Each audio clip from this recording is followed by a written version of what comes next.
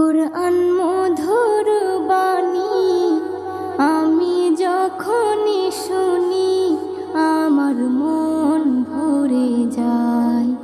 কুরআন মধুর বাণী আমি যখনই শুনি আমার মন ভরে যায়। শোনো মুমিন মুসলমান, পড়ে দেখো না কুরআন, কত শান্তি পাওয়া যায়। কুরআন